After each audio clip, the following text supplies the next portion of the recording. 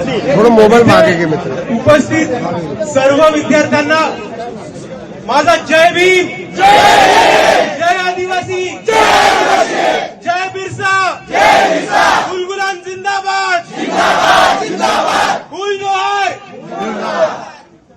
मित्रांनो, सर्वात पहिले मी आपल्या सर्वांचे खूप खूप अभिनंदन करतो की आपण सर्वांनी ताकद दाखवून दिली आहे आणि परत एकदा या महाराष्ट्राला दाखवून दिलंय की आदिवासी विद्यार्थ्यांशी जर अन्याय झाला तर आदिवासी विद्यार्थी अजून झोपला नाहीये. अरे तुमच्या नंतरशी खाली करा.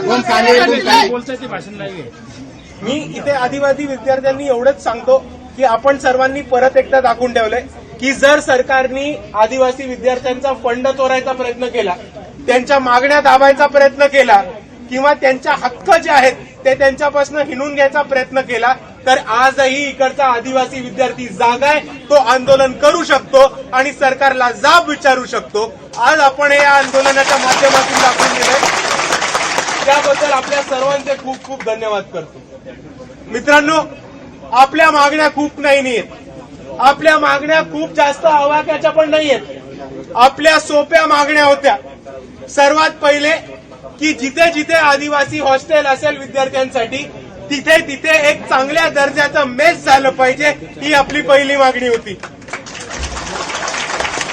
दुसऱ्या बाजूला गडचिरोलीमध्ये ज्या आदिवासी विद्यार्थिनींना साप चावला होता आणि ज्यांचा त्याच्यामध्ये मृत्यू झालाय त्या विद्यार्थिनींच्या कुटुंबाला 1 कोटीची मदत ही सरकारकडनं दिली पाहिजे आणि त्यांच्या घरातल्या एका व्यक्तीला सरकारी नोकरी दिली पाहिजे, ही आपली दुसरी मागणी आहे.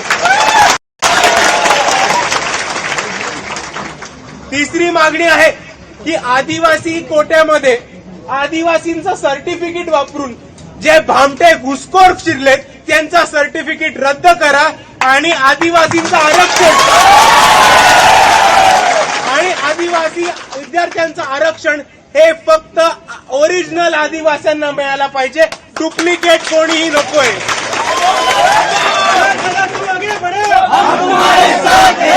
आपली चौथी मागणी याच्यामध्ये हे आहे की आज इकडच्या सरकारने एक महत्वाचा मुद्दा मांडलाय की आदिवासी विद्यार्थी जे सरकारच्या वसतिगृहामध्ये राहतात, हॉस्टेल्समध्ये राहतात, त्यांना आंदोलन करण्याचा कोणता अधिकार नाहीये.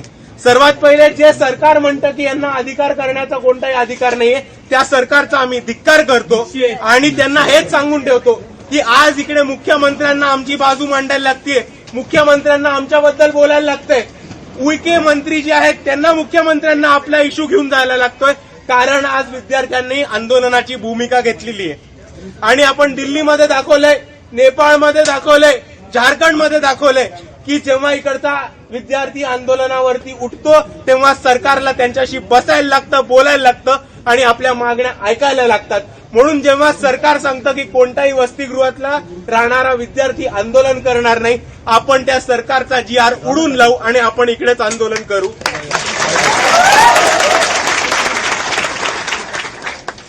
आणि आपली ही शेवटची मागणी आहे की जिथे जिथे वसतिगृह आहेत तिथे तिथेच सगळ्या चांगल्या फॅसिलिटीज उपलब्ध झाल्या पाहिजेत.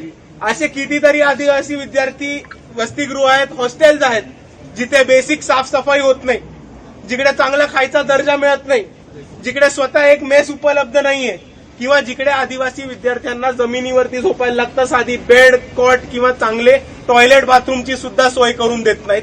आणि म्हणून आमची सरकारकडे हीच मागणी आहे की जिथे जिथे आदिवासी हॉस्टेल्स आहेत त्याचा सर्वात पहिले तपास व्हायला पाहिजे, त्याचा एक ऑडिट व्हायला पाहिजे आणि जितक्या पण गोष्टी कमी आहेत, जितक्या पण फॅसिलिटीजची कमतरता आहे त्या सगळ्या फॅसिलिटीज तातडीने उपलब्ध करून दिल्या पाहिजेत. ही वंचित बहुजन आघाडीची अजून एक सरकारकडे मागणी आहे.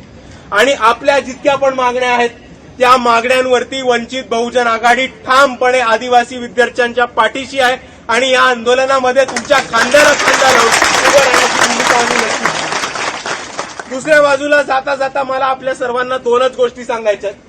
सर्वात पहिली गोष्ट की मागच्या वर्षी वंचित बहुजन आघाडीने एक आदिवासी आयुक्तालय नाशिकमध्ये जे मुख्य आयुक्तालय तिकडे एक आंदोलन केलं होतं आणि त्याच्यामध्ये आमचं एकच म्हणणं होतं की यावर्षी होणाऱ्या नाशिकमधल्या कुंभमेळाव्यासाठी आणि दुसऱ्या बाजूला सरकारने चालू केलेल्या लाडक्या बहिणीसाठी खूप मोठ्या प्रमाणावरती एससी आणि एसटीचा फंड हा फिरवला जातो.